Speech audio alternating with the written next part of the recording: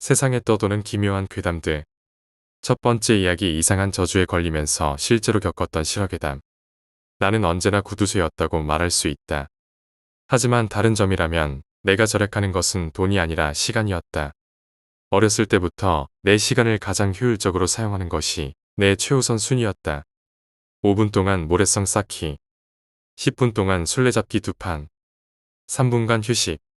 노는 것은 끝났으니 이제 할 일을 할 시간이었다. 더 설명할 필요도 없이 다른 아이들은 나를 조금 이상하게 봤다. 하지만 그게 날 멈추게 할 수는 없었다. 조금 더 머리가 굵어지자 최대한 빨리 일을 시작하려 했고 내 모든 시간을 일에 쏟아부었다. 나에게 내재되어 있는 윤리강령 덕분에 내 매니저들에게 깊은 인상을 주기 쉬웠다. 어렸음에도 불구하고 나는 승진 대열에 당연히 포함되어 있었다. 첫 번째 승진이 다가왔을 때 나는 그저 허구한 날 일했다. 하지만 승진 기회는 나를 비켜갔다. 그들은 더 많이 웃고 떠들며 그들과 자주 술을 마시는 사람에게 기회를 넘겼다. 별로 상관없다고 생각했다. 편애하는 케이스였으니까. 이해했다. 다음 승진을 노리지 뭐. 물론 우울증이 찾아왔고 승진은 더 이상 고려되지 않았다. 나는 두 번째로 다른 식품 판매점에서 일하기 시작했다. 이번에도 내 평생 쌓아온 극도의 효율성을 발휘했다. 일주일에 80시간씩 일하며 진전을 높이고자 했다. 그러나 천천히 피로가 쌓여갔다. 물론 매니저들로부터 칭찬을 듣긴 했지만 몇 년이 흘렀고 경제 사정은 나아지지 않았다. 하지만 삶은 계속됐다. 상사들이 퇴사하며 다시 승진 시즌이 돌아왔다. 그러나 나에게는 또다시 아무것도 돌아오지 않았다. 매일 바쁜 하루를 보내며 쓰디쓴 맛을 겪었고 피곤에 찌든 두 눈으로 일했다. 그때 화가 나거나 다른 동료들처럼 일을 그만둘 수도 있었다. 그러나 나는 더 열심히 일했다. 양쪽 일터에서 초과 근무를 시작하며 잠을 줄였다. 죽을 만큼 피곤하다는 말로는 부족할 정도로. 그러던 중 그 일이 벌어졌다. 어느 금요일 저녁 매니저가 말했다. 계속 이렇게만 하세요. 그럼 승진할 수 있을 거예요. 나는 미소를 지으며 고개를 끄덕였다. 그러나 속으로는 분노가 타올랐다. 그날 밤 집으로 돌아온 나는 미친 듯한 피로감 속에서 결심했다. 한 여성이 내게 다가와 작은 초록빛 보석을 주며 말했다. 이 보석은 당신을 도와줄 거예요. 나는 그 보석을 내 팔에 묻으며 이상한 감정을 느꼈다. 그리고 그 다음 날 두 번째 내가 나타났다. 나 대신 일터에서 일하는 또 다른 나. 나는 두 일터에서 동시에 일할 수 있게 됐다. 그러나 이 기적에는 대가가 따랐다. 매일 아침마다 또 다른 내가 나타났다. 매일 자신을 제거해야만 했다. 몇 달이 지나자 나는 일을 그만두고 복제된 옷을 팔아 살아갔다.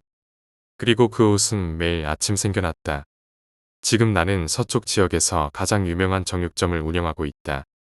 언제 한번 놀러와 봐도 좋다. 요즘 세일 기간이니까. 가장 좋은 부위는 현재 반값 행사 중이다. 그리고 고기는 현지산을 사용한다. 두 번째 이야기 머리카락을 먹는 귀신.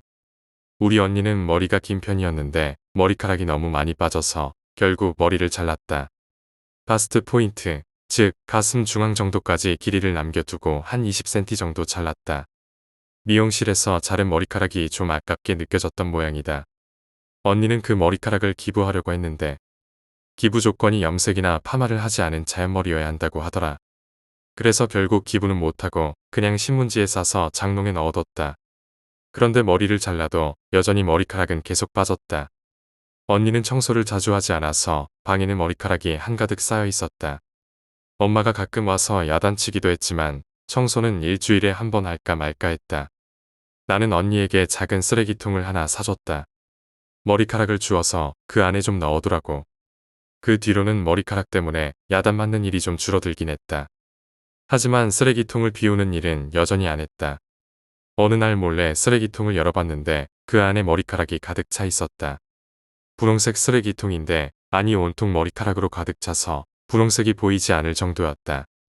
정말 소름 돋아서 언니에게 뭐라고 했지만 언니는 여전히 귓등으로 듣고 넘겼다. 그런데 며칠 전 갑자기 아침에 일어나자마자 언니가 쓰레기통을 마당에 던져버렸다. 완전히 사색이 된 채로. 나는 무슨 일이냐고 물었지만 언니는 아무 말도 하지 않았다. 그러더니 미친 사람처럼 자기 머리를 막 뜯기 시작했다. 머리에 피가 날 정도로. 그 후 장롱에 있던 잘린 머리카락을 꺼내서 마당에 뿌려댔다. 내가 왜 그러냐고 말리려고 했지만 언니는 계속 머리카락을 뜯고 있었다. 결국 언니가 내 방에서 자면 안 되겠냐고 해서 나는 허락했다. 언니는 평소에 이런 행동을 하지 않아서 나도 겁이 났다. 그날 밤 언니는 현관에서 하루 종일 마당을 바라보고 있었다. 저녁쯤이 되어서야 어두워지니까 내 방으로 달려와 벽 쪽에 찰싹 붙어서 누워 있었다. 나도 언니 옆에 누워서 같이 이불을 덮고 누웠다. 졸려서 눈이 감길 즈음 언니가 말을 걸었다. 내가 어제 꿈을 꿨는데 내가 침대에 누워 있었어. 우리 방은 문이 오른쪽에 치우쳐 있고 창문은 그 반대쪽에 있어. 쓰레기통은 문 옆에 두고 있고 침대는 창문 쪽에 놓여 있어. 내가 침대에 누워서 문 쪽을 보고 있었는데 시야 안쪽에서 뭔가 어른거렸어. 눈만 돌려서 보니까 머리카락이 듬성듬성 난 사람이 쓰레기통 앞에 앉아 있었지. 그 사람은 쓰레기통에서 머리카락을 집어 입에 넣고 계속 먹고 있었어. 언니는 그때 너무 무서워서 눈을 감으려고 했지만 눈이 감기지 않았다고 했다. 그러다 그 사람이 갑자기 멈추더니 고개를 돌렸는데 눈에까지 머리카락이 삐죽삐죽 나와 있었다고 했다. 언니는 그 장면에 너무 겁이 나서 소리를 지르려고 했지만 입안에 뭔가가 가득 차 있어서 소리가 나오지 않았다. 손으로 입안을 확인해보니 머리카락이 나왔다고 한다. 머리카락 뭉치가 계속해서 나왔고 숨이 막혀 기절했다가 깨어났다고 했다. 그래서 그날 아침에 쓰레기통을 버리고 머리카락을 다 뿌려버린 거라고. 그 얘기를 듣고 나니까 나도 너무 소름 끼쳤고 머리가 간질거렸다. 언니는 울며 나에게 매달렸다. 그날 우리는 끌어안고 함께 잠들었다.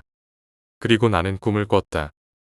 현관에 서서 마당을 바라보고 있었는데 누군가가 기어다니고 있었다. 팔다리가 길고 삐쩍 말랐는데 머리카락이 고슴도치처럼 삐죽삐죽 나 있었다. 나는 그 장면을 보고 잠에서 깼고 그날 언니와 함께 집을 대청소했다. 언니도 이제는 자주 청소를 하겠다고 했다. 그나마 잘된 일인 것 같다. 세 번째 이야기 나쁜 언니. 어릴 적 기억 속에 크리스티나는 내 머리카락을 쥐어뜯으며 내 인형을 빼앗으려던 모습이었다. 이리 내놔. 나는 울며 불며 내 인형을 꽉 붙잡고 있었다. 이러다 프리실라가 다친다고. 크리스티나는 내 머리를 더 세게 잡아당기며 인형을 빼앗아 갔다. 이건 이제 내 거야. 넌 다시는 못 볼 거야. 그리고는 방에서 뛰쳐나갔다. 나는 엄마에게 달려가 말했다. 크리스티나가 프리실라를 빼앗아 갔어요. 엄마는 나를 진정시키며 말했다. 고자질쟁이를 좋아하는 사람은 없단다. 장난감은 나눠 쓸 수 있잖니. 하지만 크리스티나는 내 모든 장난감을 다 가져가요. 엄마는 내 어깨를 잡고 말했다. 내 언니는 널 사랑한단다. 그렇게 말하지 마라. 며칠 뒤 나는 장미 덤불 아래에서 프리실라를 찾아냈다. 인형의 머리카락은 다 잘려 있었고 팔과 다리는 태워져 있었다. 나는 그 모습을 보고 울면서 인형을 안고 집으로 돌아갔다. 크리스티나는 언제나 나의 것을 빼앗았다. 장난감, 옷, 친구까지. 내가 데려온 친구는 크리스티나의 눈초리를 견디지 못하고 결국 나와 멀어졌다. 내가 16살이 되었을 때 사랑에 빠졌다. 그의 이름은 데릭이었고 그는 키가 크고 잘생긴 사람이었다. 나는 그를 만나고 싶었지만 크리스티나가 그의 주위를 맴돌기 시작했다. 결국 그들은 비밀스런 관계를 맺게 되었다. 크리스티나는 내 인생에서 모든 것을 빼앗아 갔다. 그녀는 나의 첫사랑을 가져갔고 나의 자존심을 부수었다. 그리고 결국 크리스티나는 데릭과 결혼했다. 나는 그들을 볼 때마다 질투와 분노가 치밀었다. 언젠가 내가 데릭을 만나러 가자 그는 나를 거절했다. 그리고 그날 이후 나는 그들과의 관계를 끊었다. 크리스티나는 나에게서 사랑과 행복을 모두 빼앗아 갔다. 그러나 나는 이제 그녀를 이길 수 없다. 그녀는 이미 모든 것을 가졌으니까. 네 번째 이야기, 그는 자폐아가 아니었다. 나는 이상한 아이와 함께 일한 적이 있다. 그 아이의 이름은 트레버였다. 선생님과 부모님은 트레버가 자폐 스펙트럼 장애를 앓고 있다고 생각했다. 하지만 나는 트레버가 자폐아가 아니라는 것을 직감적으로 느꼈다. 나는 석사 과정에서 특수교육학을 전공했기 때문에 자폐에 대해 잘 알고 있었다. 자폐아들이 어떤 행동을 하고 어떤 특징을 보이는지 익숙했다. 하지만 트레버는 다르게 느껴졌다. 그의 주변에는 뭔가 설명할 수 없는 기운이 있었다. 내가 일하던 반에는 10명의 아이들이 있었고 나는 그중 트레버와 2명의 아이들을 돌봤다. 다른 보조 선생님들은 트레버를 돌보고 싶어 하지 않았다. 아마도 그가 겁났기 때문일 것이다. 하지만 트레버는 나에게는 특별히 더 이상하게 느껴졌다. 트레버는 다른 아이들과는 다르게 나와 직접 대화를 나누기도 했다. 그는 원래 말을 잘하지 않아서 그가 나와 말문을 열었을 때 모두가 놀랐다. 트레버는 매일 나와 함께 휴식 시간을 보내며 나에게 질문을 던졌다. 내가 어디서 태어났는지, 몇 살인지, 어린 시절에 무슨 꿈을 꾸었는지 등 다양한 질문을 했다. 그는 모든 대답을 기억하고 다음 날에도 그 대답을 바탕으로 더 많은 질문을 했다. 하지만 어느 날 트레버는 매우 이상한 질문을 던졌다. 그는 내 팔이 아직 아픈지 물었다. 나는 몇 년 전 고등학교 때 겪었던 자동차 사고에서 어깨뼈를 다친 적이 있었다. 하지만 그 이야기는 트레버에게 한 적이 없었다. 그래서 깜짝 놀랐지만 혹시 내가 수업 중에 무심코 말했을지도 모른다고 생각했다. 그러나 그 다음 날 트레버는 더욱 이상한 질문을 했다. 크리스가 왜 선생님을 다치게 하려고 했어요? 크리스는 내 대학 시절 남자친구였다. 그는 나에게 상처를 주었고 폭력적이었다. 나는 크리스와 헤어졌지만 그 기억은 여전히 나를 괴롭혔다. 트레버는 어떻게 그 사실을 알았을까? 나는 그에게 대답하지 않았다. 트레버는 다시 말했다. 살다 보면 나쁜 사람도 있어요. 하지만 선생님은 괜찮아요. 저는 선생님이 행복해졌으면 좋겠어요. 그 말을 남기고 트레버는 놀이터로 뛰어갔다. 며칠 후 트레버는 울면서 나에게 말했다. 내일 선생님을 다시 볼 수 없을 거예요. 나는 놀라서 트레버에게 무슨 일이 있느냐고 물었지만 그는 더 이상 말을 하지 않았다. 다음 날 트레버는 사고로 세상을 떠났다. 졸음운전을 하던 차가 운동장으로 돌진했고 트레버는 그 자리에서 목숨을 잃었다. 그가 어떻게 그 일을 예감했는지 나는 여전히 알 수 없다. 하지만 트레버는 자폐아가 아니었다. 그는 그저 모든 것을 알고 있는 특별한 아이였다. 5번째 이야기 돌무덤을 건드리지 마세요. 산에 가다 보면 돌무덤이 쌓여있는 것을 볼 수 있다. 절대 그 돌들을 건드려서는 안 된다. 돌무덤에는 수많은 영혼이 들러붙어 있기 때문이다. 돌무덤을 건드리면 대부분의 사람들이 이상한 일들을 겪고 심한 경우 자살까지 한다고 들었다. 내가 군대에 있을 때 산속에서 길을 찾아가는 훈련을 한 적이 있었다. 지도와 나침반 하나로 전시 상황을 가정한 훈련이었다. 그날은 한여름이었고 비가 억수같이 쏟아졌다. 비가 내리면서 길을 잃었고 나는 팀원들과 함께 산속에서 헤맸다. 당시 나는 조교였기 때문에 팀원들을 이끌어야 하는 입장이었다. 하지만 비 때문에 산길은 미끄러웠고 계속해서 시간을 잡아먹으며 이동해야 했다. 그러던 중 우연히 발로 돌무더기를 건드려 몇 개의 돌이 떨어졌다. 큰 무덤을 중심으로 둘러싸인 돌무덤이었다. 처음에는 그냥 지나치려 했지만 뭔가 찜찜해서 돌들을 다시 원래대로 복원해 두고 지나갔다. 그날 밤 훈련을 마치고 내무반에서 잠이 들었다. 그런데 꿈속에서 검은 형체가 내무반을 돌아보더니 밖으로 사라지는 것을 보았다. 꿈인지 현실인지 헷갈렸지만 나는 대수롭지 않게 넘겼다. 다음 날 나와 함께 있던 팀원들이 하나같이 아프기 시작했다. 몇몇은 병원에 보내졌고 나도 몸 상태가 좋지 않아서 하루 종일 누워 있었다. 그때 나와 같이 길을 헤맸던 선임이 나에게 물었다. 밤에 누가 내무반을 돌아다니는 걸 보지 않았냐? 그 말을 듣고 나는 소름이 돋았다. 나도 그 검은 형체를 봤기 때문이다. 결국 팀원들은 하루 정도 쉬고 나서 회복되었고 그 후로는 별다른 일은 없었다. 하지만 그 검은 형체와 돌무덤이 계속 머릿속에 남아 있었다. 이제와 돌이켜보면 산속에서 오래된 무덤이나 물건을 함부로 건드리는 것은 정말 위험한 일인 것 같다. 6번째 이야기 소름 끼치는 열람실. 대학교 시절 나는 공부를 정말 열심히 했다. 당시 대학 등록금은 지금보다 저렴했지만 그래도 부모님 부담을 덜어드리기 위해 장학금을 받으려고 노력했다. 그날도 나는 도서관 열람실에서 늦게까지 공부하고 있었다. 열람실은 조명이 꺼지면 공부하기가 힘들었기 때문에 나는 큰돈을 들여 스탠드를 하나 샀다. 스탠드 덕분에 책을 읽을 수 있었고 집중할 수 있었다. 그날은 밤이 깊어 아무도 없는 것 같았다. 그때 누군가 내 앞 칸막이를 톡톡 두드렸다. 나는 친구가 장난치는 줄 알고 뭐야 하며 반응했다. 그런데 아무 대답이 없었다. 나는 칸막이를 두드렸고 다시 반대쪽에서도 톡톡 소리가 났다. 이상한 느낌이 들었다. 몇 번의 소리 후 나는 책상을 뻥차며 화를 냈다. 하지만 여전히 반응이 없었다. 그리고 마침내 고개를 들어 건너편을 봤다. 그곳에는 머리 산발을 한 무언가가 엎드린 채로 칸막이를 두드리고 있었다. 나는 다리에 힘이 풀려 주저앉았다. 너무 무서웠다. 칸막이 너머의 존재는 미친 듯이 칸막이를 두드리기 시작했다. 나는 도망치려고 일어섰지만 무서움에 다리가 풀려 겨우 움직였다. 뒤를 돌아보니 그 존재는 사라지고 없었다. 나는 문 쪽으로 달려가다가 문 앞에서 쿵쿵 소리를 들었다. 그리고 경비 아저씨가 문을 열고 들어왔다. 학생이 문을 두드렸냐고 물었지만 나는 너무 놀라서 말도 할 수 없었다. 그저 그 자리에 주저앉아 울고 말았다. 그날 이후 나는 도서관에서 밤을 새는 일이 두려워졌다. 7번째 이야기 제빵사 아내.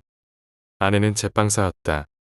아내가 만드는 케이크, 머핀, 페이스트리는 이 도시에서 가장 맛있다고 소문이 자자했다.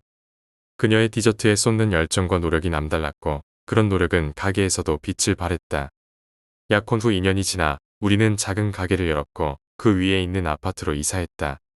아내는 매일 아침부터 빵을 구웠고 나는 퇴근 후 집에 돌아오면 늘 따뜻한 바닐라 향이 감돌았다. 그 향기는 우리가 함께하는 행복의 일부였다.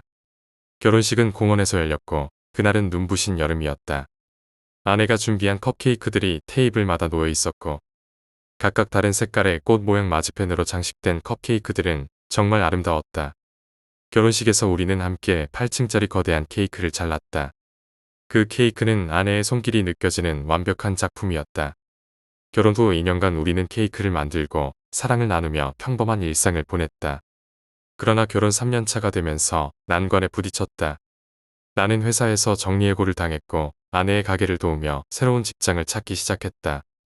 우리의 재정 상황은 점점 더 어려워졌고 가게 운영에 필요한 비용을 줄이기 시작했다. 조명을 줄이고 재료를 더 싼 곳에서 구입하며 직원도 줄였다. 하지만 아내는 여전히 밤낮으로 일하며 새로운 레시피를 연구했고 가게는 점점 더 유명해졌다. 아내는 자신의 기술을 갈고 닦는데 모든 시간을 쏟았다. 나는 아내가 오븐에서 빵을 굽는 동안 아내의 열정에 감탄하면서도 외로움을 느끼곤 했다. 결혼 4년째에 우리는 아이를 낳았다.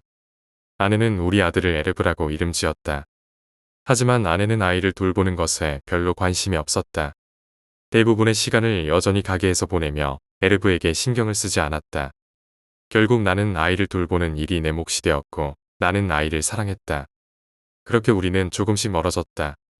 결혼 5년째의 아내는 점점 더 차가워졌다. 에르브가 울기만 하면 아내는 화를 내며 아이를 다른 방으로 데려가라고 소리쳤다. 아내의 모습은 더 이상 내가 사랑했던 그 달콤한 사람이 아니었다. 어느 날 밤 에르브가 아래층으로 내려가 아내가 만든 컵케이크를 실수로 엎질렀다. 아내는 그 순간 아이의 뺨을 세게 때렸고 에르브는 울면서 뛰쳐나왔다. 나는 아들을 안고 달래며 아내가 더 이상 달콤하지 않다는 것을 실감했다. 그날 밤 나는 결심했다. 아내를 다시 달콤하게 만들고 싶었다. 그녀를 원래의 아내로 되돌리고 싶었다. 그래서 나는 아내가 잠든 사이 빵집으로 내려갔다. 찬장에 있던 레시피를 꺼내 들고 내가 할 수 있는 가장 완벽한 케이크를 만들기 시작했다. 다음 날 아내는 다시 돌아오지 않았다. 그리고 나는 내 아내의 달콤한 흔적을 맛보며 잠들었다. 그 이후로 나는 달콤한 아내를 다시는 잃지 않았다. 8번째 이야기 돌무덤을 건드리지 마세요. 산에 가다 보면 종종 돌무덤을 발견할 수 있다. 이 돌무덤들은 매우 오래된 것으로 많은 이들이 이곳에 얽힌 전설을 이야기하곤 한다. 그 중 하나는 돌무덤을 함부로 건드리면 좋지 않은 일이 생긴다는 것이다. 돌무덤에 손을 대면 영혼들이 분노하고 그로 인해 재앙이 닥친다고들 말한다. 내가 군에 있을 때 산에서 길을 잃은 적이 있었다. 훈련 중이었고 폭우가 쏟아져 길을 제대로 찾을 수 없었다. 나는 팀원들과 함께 헤매다가 우연히 돌무덤을 밟아 돌 몇 개가 떨어지게 되었다. 그때는 시간이 촉박했기에 별다른 생각 없이 돌들을 대충 다시 쌓아놓고 지나갔다. 그날 밤 내무반에서 꿈을 꿨다. 꿈속에서 검은 형체가 내무반을 한 바퀴 돌고 사라졌다. 처음에는 그냥 야간 근무자가 돌아다니는 것이라 생각했다. 하지만 그 다음 날 나와 함께 있던 팀원들이 하나같이 아프기 시작했다. 그 후로 우리는 계속 몸 상태가 좋지 않았다. 몇몇은 병원에 가기도 했지만 원인은 알 수 없었다. 나와 함께 있던 동료가 그날 밤 네모반을 돌아다니는 검은 형체를 봤다는 말을 듣고 나는 소름이 돋았다. 아마도 우리가 그 돌무덤을 건드린 것이 원인이었을지도 모른다. 결국 우리는 모두 회복했지만 그날 이후로 나는 절대 산속의 돌무덤이나 오래된 물건에 손을 대지 않는다. 9번째 이야기의 어둠 속의 목소리. 나는 시골 마을에 살고 있는 평범한 사람이다. 이 작은 마을에서는 모든 것이 조용하고 사람들은 서로를 잘 알고 지낸다. 하지만 어느 날 내 인생을 뒤바꿀 기이한 일이 일어나게 되었다. 마을은 깊은 숲으로 둘러싸여 있었고 그 숲은 오랫동안 전설과 신비로운 이야기로 가득 차 있었다. 그 숲에는 절대로 들어가서는 안 된다는 말이 전해져 내려왔다. 어릴 적부터 우리는 숲의 중심부에는 무언가가 있다는 이야기를 듣고 자랐다. 어른들은 그곳에서 무언가 알 수 없는 일이 일어났다고 말하며 숲에 가지 말라고 경고했다. 하지만 나는 호기심이 많았다. 숲은 나에게 항상 신비한 매력을 풍겼고 그 속에 무언가 중요한 비밀이 숨겨져 있을 거라고 생각했다. 그러던 어느 날 나는 숲에 가기로 결심했다. 그날은 구름이 잔뜩 낀 흐린 날이었다. 하늘은 금방이라도 비를 쏟아낼 듯했고 바람은 쌀쌀하게 불어왔다. 숲에 들어서자마자 이상한 기운이 느껴졌다. 평소에 알던 숲이 아니라는 느낌이 들었다. 나무들은 마치 살아있는 것처럼 나를 주시하는 것 같았고 숲속의 공기는 묘하게 무겁고 답답했다. 나는 몇 걸음 더 들어갔다. 그리고 그 순간 어디선가 들리지 않아야 할 목소리가 내 귀에 속삭였다. 돌아가라. 나는 깜짝 놀라 뒤를 돌아봤지만 아무도 없었다. 목소리는 공허하게 울려 퍼졌고 바람소리에 섞여 금방 사라졌다. 하지만 나는 멈추지 않았다. 오히려 그 목소리가 나의 호기심을 더욱 자극했다. 숲은 점점 더 깊어졌고 빛은 점차 어두워졌다. 하늘에서 빗방울이 떨어지기 시작했고 숲속은 점점 더 을씨년스러워졌다. 길을 잃을 것 같은 불안감이 마음속을 채우기 시작했다. 그리고 마침내 나는 숲의 중심부에 다다랐다. 그곳에는 오래된 폐허가 있었다. 폐허는 마치 오랜 세월 동안 잊혀진 장소처럼 보였고 벽은 금이 가고 무너져 내리고 있었다. 나는 그곳에 가까이 다가갔다. 폐허 안으로 들어서자마자 차가운 기운이 내 몸을 감싸 안았다. 마치 내 존재를 반기지 않는다는 경고처럼 느껴졌다.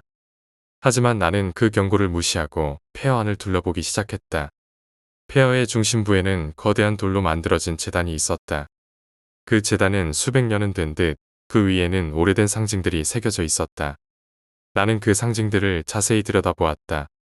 하지만 그것들이 무엇을 의미하는지 알 수 없었다. 그 순간 다시 그 목소리가 들려왔다. 돌아가라. 여기는 너의 장소가 아니다. 이번에는 분명했다. 누군가가 나에게 경고를 보내고 있었다. 나는 주위를 둘러보았지만 여전히 나 외에는 아무도 없었다. 나는 제단에서 한 걸음 물러서며 그 목소리를 무시하기로 결심했다. 호기심은 나의 두려움을 이겨내고 있었고 나는 그곳에서 무언가 중요한 것을 찾을 수 있을 것이라는 확신에 사로잡혔다. 그때였다. 제단 위에서 희미한 빛이 뿜어져 나왔다. 그 빛은 제단의 상징들을 따라 퍼져나갔고 나는 그 빛에 홀린 듯 가까이 다가갔다. 그리고 그 순간 나는 무언가를 보았다. 제단 위에 놓인 것은 작은 상자였다. 그 상자는 오래된 금속으로 만들어져 있었고 그 위에는 정교한 무늬가 새겨져 있었다. 나는 상자를 열어보고 싶은 충동을 느꼈다. 하지만 그때 다시 그 목소리가 들려왔다. 이번에는 더욱 강하게, 더욱 분명하게. 상자를 열지 마라. 이것은 너의 것이 아니다. 나는 상자를 바라보며 망설였다. 그 목소리는 분명히 나에게 경고하고 있었지만 나는 멈출 수 없었다. 호기심은 나를 더욱 강하게 이끌었고 결국 나는 상자를 열기로 결심했다. 상자를 열자 안에는 작은 유리병이 들어 있었다. 그 병 안에는 어둡고 걸쭉한 액체가 담겨 있었다. 나는 그것이 무엇인지 알 수 없었지만 그 액체는 마치 살아있는 것처럼 꿈틀거렸다. 그 순간 폐허 안은 갑자기 차가운 바람이 휘몰라쳤다. 나는 그 자리에 얼어붙은 채로 무언가 잘못됐다는 것을 직감했다. 그리고 그 목소리가 다시 울려 퍼졌다. 이제 너는 돌아갈 수 없다. 나는 두려움에 사로잡혔다. 그 목소리는 이제 더 이상 경고가 아니었다. 나는 뭔가 끔찍한 일을 저질렀다는 것을 깨달았다. 그러나 그때는 이미 늦었다. 그 유리병에서 뭔가 검은 연기가 흘러나오기 시작했다. 그것은 마치 생명력을 가진 것처럼 공중으로 퍼져나갔고 내 주위를 감싸기 시작했다. 나는 공포에 질려 몸을 움직이려 했지만 몸이 말을 듣지 않았다. 그 검은 연기는 마치 나를 집어삼킬 듯 점점 더 가까워졌고 나는 숨을 쉴 수 없을 정도로 압박을 느꼈다. 그때 갑자기 내 눈앞에서 무언가가 형체를 이루기 시작했다. 검은 연기 속에서 인간의 형체가 서서히 나타나기 시작했다. 그 형체는 마치 고대의 전사처럼 보였고 그의 얼굴은 마치 세상 모든 고통을 짊어진 듯한 표정을 짓고 있었다. 그 존재는 나를 바라보며 그 깊고 어두운 눈동자로 나를 꿰뚫어 보았다. 그리고 그가 입을 열었다. 내가 이곳에 들어와서는 안 됐다. 나는 그 목소리에 무릎을 꿇을 수밖에 없었다. 그 존재는 나에게 너무도 강력한 존재감을 뿜어내고 있었고 나는 그 앞에서 아무런 힘도 쓸 수 없었다. 너는 이제 우리와 함께할 것이다. 그 말이 떨어지자마자 나는 공포에 질린 채 몸부림쳤지만 내 몸은 그 검은 연기에 사로잡혀 움직일 수 없었다. 그리고 그 존재는 나를 향해 손을 뻗었다. 나는 그 손이 내 몸에 닿는 순간 전율이 느껴졌다. 마치 내 영혼이 그의 손아귀에 사로잡힌 것처럼 나는 그가 나를 완전히 지배하고 있음을 느꼈다. 그 순간 나는 완전히 어둠 속으로 빨려 들어갔다. 모든 빛과 소리가 사라지고 나는 영원히 그 어둠 속에 갇히게 되었다.